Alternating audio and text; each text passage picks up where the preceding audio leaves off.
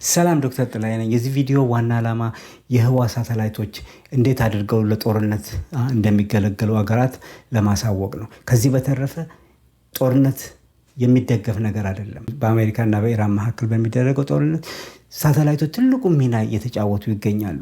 የአሜሪካ ስፔስ ፎርስ የምንለው የተለያዩ ሳተላይቶች በተለያዩ ሌየሮች ላይ ያሉት እስከ ጂኦሲንክሮነስ እስከሆኑ ሳተላይቶች ድረስ እንግዲህ እነኚህ ሳተላይቶች ዋናው ጥቅማቸው ሮኬቱ ከኢራን ሲተኮስ ኢንፍራሬድ ይለቃል ወይም ደግሞ ሙቀት ይለቃል። ያ ሙቀት በመጠቀም በኢንፍራሬድ ዲቴክተርስ ቦታውን መለየትና አቅጣጫውን ወዴት እንደሚሄድ እንደገና ደግሞ ፕሪዲክት ማድረግ አቅም ስላለው ያ የት ሀገር እየተላከ እንዳለ ስለሚናገር እዛ አካባቢ ያሉትን ሰዎች እንዲሸሹ ወይም ደግሞ አስቀድመው ቦታ ለይተው ቦታቸውን ቀይረው እንዲጠብቁ ይረዳል። ያ ችግሮችን ሚኒማይዝ ያደርጋል። ይህንን ቴክኒክ ይጠቀማሉ።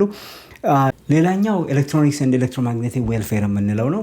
እንግዲህ ስፔስ ፎርስ እነኛን ሳተላይቶች በመጠቀም የተለያዩ ሲግናሎችን ወደ ኤሌክትሪክ ሲግናሎችን ወደ ምድር ይልካሉ። እነኛ ሲግናልስ በቀላሉ የኢራንን የራዳር ሲስተም ዲስረፕት ያደርጋል ወይም ደግሞ ጃም ወይም ደግሞ ፍሪኩዌንሲዎቻቸውን ዲስተርብ ያደርጋል። በዛን ሰዓት በቀላሉ የአሜሪካ ቦምብ ጣይ አውሮፕላኖች በቀላሉ ሳይታዩ ወደ አገሪቷ ወደ ምድሪቷ ገብተው አደጋ እንዲያደርሱ ይረዳል።